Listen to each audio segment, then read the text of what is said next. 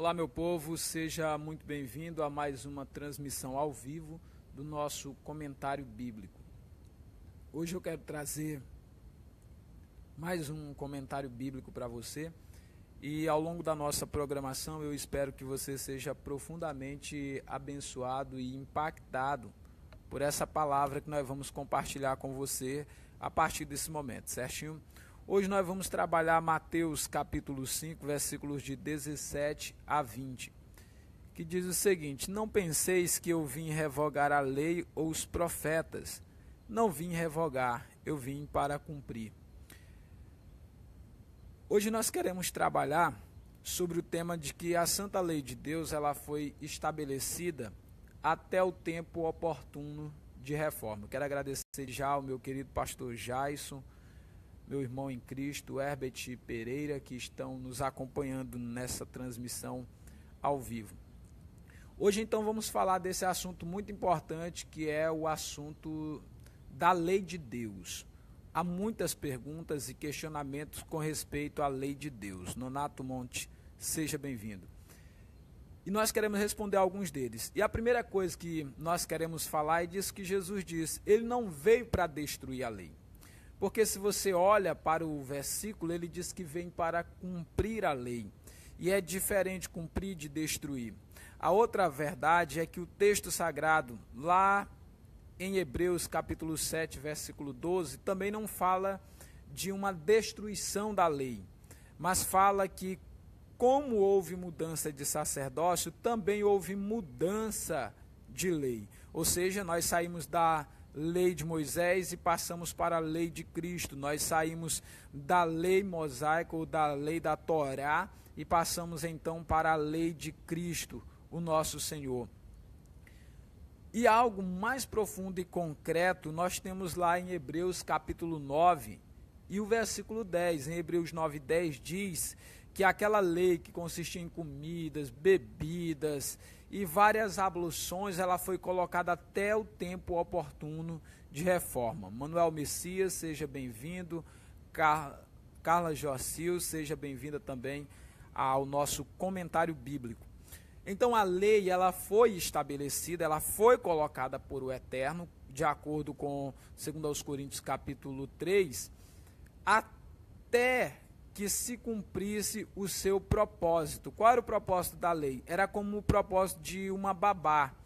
Ela teria a função de preparar aquela criança para entregar os cuidados total do seu Senhor. E a lei cumpriu esse papel. E quando a criança se torna adulta, ela já não precisa mais da babá. Ela não precisa mais do aio. Missionário Ramon, seja bem-vindo ao nosso comentário bíblico. Então a lei cumpriu esse papel, ela guiou as pessoas até a chegada do Cristo. E quando Cristo veio, como o Senhor se posicionou sobre a sua casa. E essa palavra é interessante, porque até aqui nós não estamos falando de destruição da lei. Nós não estamos falando de eliminação da lei. Nós estamos falando do estabelecimento da lei de Cristo, a nova aliança, o novo concerto, o novo testamento. E é interessante isso, porque se você acompanhou os comentários que fizemos anteriormente, Jesus falou para João Batista que convinha que nele se cumprisse toda a justiça de Deus. E os versos 4, até o verso 4 e agora o 5 que nós estamos, novamente toca nessa questão da prática da justiça de Deus. Nas bem-aventuranças que estudamos, falava sobre a necessidade de ter fome e sede de justiça. E essa fome e sede de justiça era exatamente a justiça que a graça e a verdade estava trazendo para o coração dos homens que a Cristo confessam como Senhor e Salvador de suas vidas e dono de suas histórias. Olhando para o texto, quando diz, não penseis que eu vim destruir a lei ou os profetas, nos faz lembrar uma coisa interessante, que a lei, ela é boa se alguém se utiliza dela de forma legítima. Porque há uma forma legítima de se utilizar da lei e há uma forma desonesta. Vou dar um exemplo para você de uso desonesto da lei. Você provavelmente já deve ter visto algum sabatista usando esse texto, não penseis que eu vim destruir a lei ou os profetas, não vim para revogar, vim para cumprir. quando eles estão fazendo uso desse texto, o que normalmente eles dizem? Está vendo aqui, dizendo que Jesus não veio destruir a lei, que lei ele está falando? A lei dos 10 mandamentos. E esse texto não está falando de lei dos 10 mandamentos. Esse texto está falando de duas divisões da Bíblia judaica.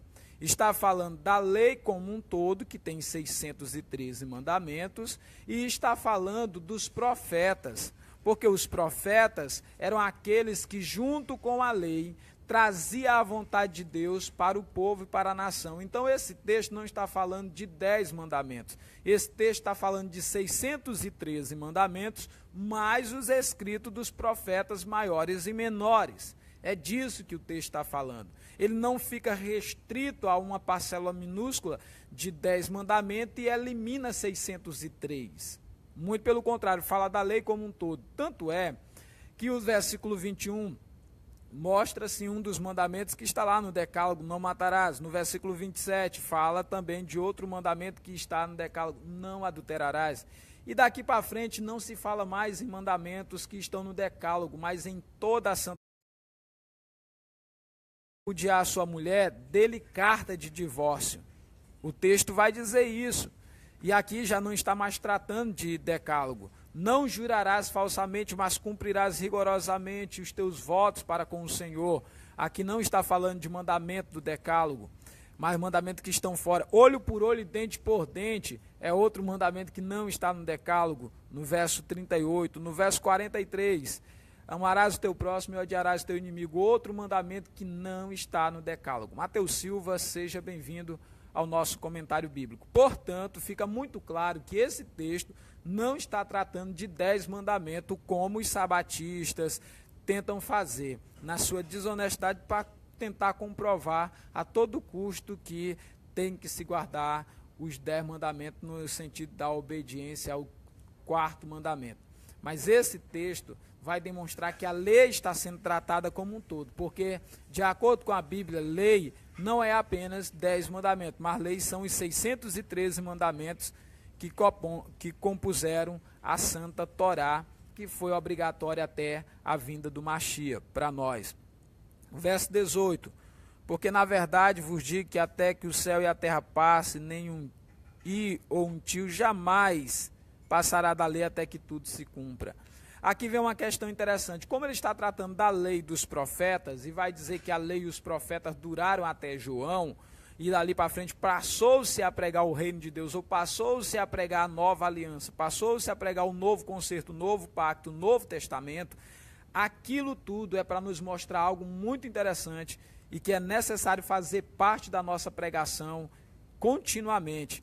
É que a lei e os profetas foram exigidas até a chegada de Cristo, que assim como Moisés trouxe a lei, Jesus trazia a graça e a verdade, sendo João o último dos profetas no sentido canônico da palavra. Esse é o sentido quando diz que a lei e os profetas profetizaram até João canonicamente. Depois de João Batista, não houve mais nenhum profeta no sentido canônico do texto sagrado. Aí diz assim, aí João, o discípulo amado, não foi profeta? O livro de Apocalipse não é um livro profético? É de fato, é um livro profético, mas nenhuma daquelas profecias, elas são de autoria do ministério profético de João. São tudo revelações que simplesmente foi colocado ele para escrever. E também profetas foram chamados todas as pessoas no decorrer da história sagrada que proclamaram a vontade de Deus. Mas profeta no sentido de vidente, com o qual Deus vinha e tinha ali aquele momento de contato com ele para redirecionar o povo para algum propósito, nunca mais existiu até João Batista. Outra coisa interessante, meu irmão Danilo Ribeiro, seja bem-vindo ao comentário bíblico. Antônio Fábio, seja muito bem-vindo, meu pastor, ao nosso comentário bíblico. Então, nesse sentido, não mais passou a ter uma lei, um profeta para Israel canônico, ou também não passou a ter, depois de Moisés, nenhum outro legislador de lei além do Cristo. Não existiu e nem existirá. O verso 18 diz o seguinte, porque em verdade vos digo que até que o céu e a terra passem, nenhum i ou um tio jamais passará da lei até que tudo se cumpra. aqui vai mostrar que a lei, nos mínimos detalhes, e as promessas feitas pelos profetas até João Batista, nenhuma delas caiu por terra. Todas as promessas que os profetas fizeram até João Batista e a lei que esteve vigorando até lá, devia ser observada e cabalmente esperada. Mas com a vinda de Cristo, nosso Senhor, o que ocorreu foi muito simples. A lei alcançou o seu apogeu e diversas profecias das Escrituras Sagradas se cumpriram. E agora, a partir de João Batista, não são tudo que os profetas disseram que vai se cumprir, porque já se cumpriu em Jesus. A mesma forma, não é tudo que está escrito na lei que será observado hoje. Não. Por quê? Porque, de fato, Cristo, nosso Senhor, fez a reforma da lei. O Antônio, seja bem-vindo à nossa transmissão. Marinalva Delmontes, minha irmã em Cristo, seja bem-vinda à nossa transmissão. Josinete Fernandes, seja bem-vinda ao nosso comentário bíblico também nessa oportunidade. Então você vai perceber que a lei, ela teria que ser observada ipsilitero, ponto a ponto, tio a tio, texto a texto, parte a parte, assim como as profecias dos profetas até João, porque a partir de João Batista, a profecia que diz, vós que clamam no deserto, preparai o caminho do Senhor e endireitar a sua vereda, já havia se cumprido. Os sacrifícios de animais exigidos havia se cumprido.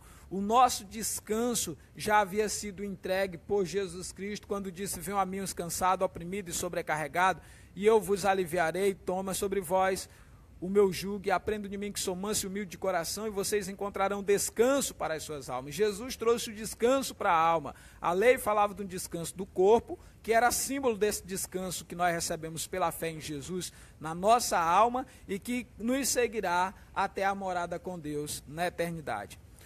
Josélio Santana, meu irmão em Cristo, seja bem-vindo à nossa transmissão ao vivo. Irmã Jane, seja bem-vinda ao nosso comentário bíblico também. Então veja agora ainda no verso 18, outra coisa interessante.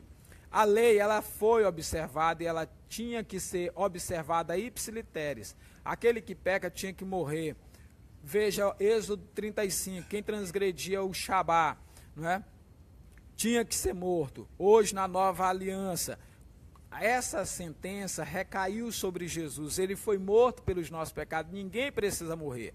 Mas se a lei ainda está em vigor, a lei do Antigo Testamento, ainda a lei lá do Decálogo, se ela está em vigor hoje, então tem que matar qualquer pessoa que transgride o sábado. Tem que matar, porque está claro e o Senhor ordenou para que se executasse, de acordo com Êxodo 35.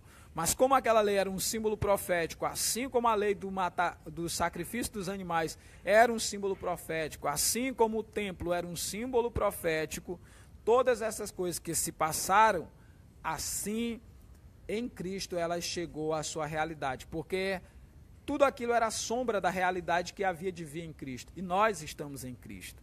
Então não estamos guiados pelas sombras. O verso 19. Aquele, pois, que violar um destes mandamentos, posto que dos menores, e assim ensinar os homens, será considerado mínimo no reino dos céus. Aquele, porém, que observar e ensinar, esse será considerado grande no reino dos céus. Agora veja, se a dona Ellen White lá, vamos supor que aqui realmente está falando do decálogo, né? E aí, esse texto aqui serviria dizer que quem transgredisse o sábado, se estivesse ensinando a guarda do decálogo. Então esse texto aqui estaria ensinando que se alguém violasse qualquer dos 10 mandamentos, não teria nenhuma outra consequência para ele, senão a de ser apenas considerado mínimo no reino dos céus, como forçosamente os sabatistas o fazem. Agora eu vou trazer a interpretação correta do texto e não essa fantasia, criada a partir de interesses particulares de um grupo denominacional. O texto está se referindo aos mandamentos que agora estão sendo feitas reformas e exatamente as observações mais profundas desse mandamento. Por exemplo, aquele que olhar para uma mulher com intenções impuras no seu coração já cometeu adultério com ela. Então, uma pessoa que viola esse mandamento, ele será considerado mínimo no reino dos céus. Amarás o teu próximo e odiarás o teu inimigo. mais um mandamento, que se você não observar, você será considerado mínimo no reino dos céus. Pastor, e quanto à questão do texto que fala que há alguns que não vão entrar no reino dos céus? Exatamente aquilo que foi ratificado lá em 1 Coríntios, capítulo 9, aliás, capítulo 6, na altura do versículo 9. Lá fala de uns que não vão entrar no reino dos céus. Lá fala dos adúlteros, que não vão entrar no reino dos céus. Lá fala dos assassinos, que não vão entrar no reino dos céus. Lá fala dos homossexuais, ativo e passivo. Lá fala de vários outros pecadores que não vão entrar no reino dos céus. Ratificado tudo na nova aliança. Então, esses mandamentos que diz respeito à mentalidade, ao pensar, não tem um mandamento na Bíblia, ou não tem uma passagem na Bíblia que mostra que alguém será condenado por pensamentos. Mas o julgamento de Deus será baseado no que alguém fez ou deixou de fazer. Por isso que a Bíblia diz que cada um dará conta de tudo que tiver feito por meio do corpo, ou bom ou ruim.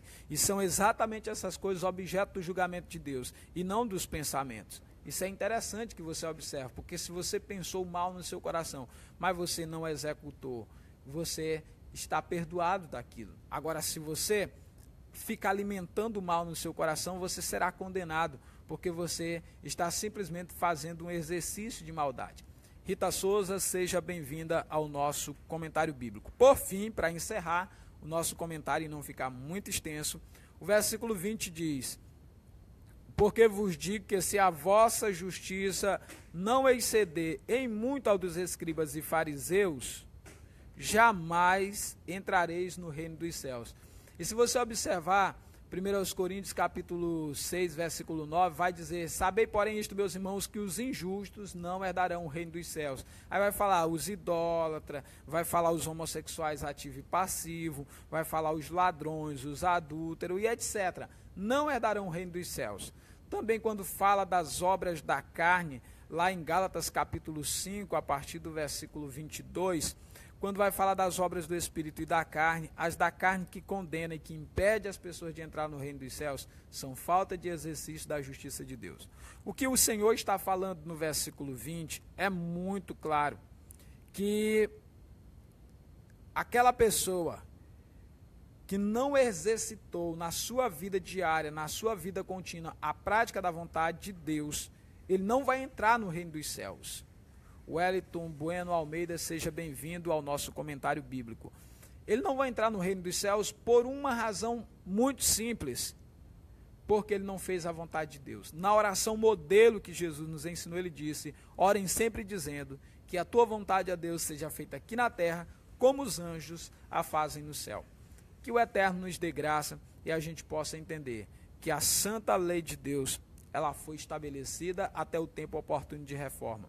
Quando Cristo veio, ele trouxe propostas muito claras nessa nova aliança, nesse novo concerto, que coloca judeus e gentios em um só corpo, aguardando o retorno do nosso Senhor e Salvador, Yeshua HaMashiach, para nos levar para as mansões celestial. E desse jeito, judeu não fica excluído do projeto de Deus, mas judeus e gentios são colocados em uma só família, a família de Deus. Bom dia todo especial a todos, obrigado a vocês que nos acompanharam, fica um forte abraço.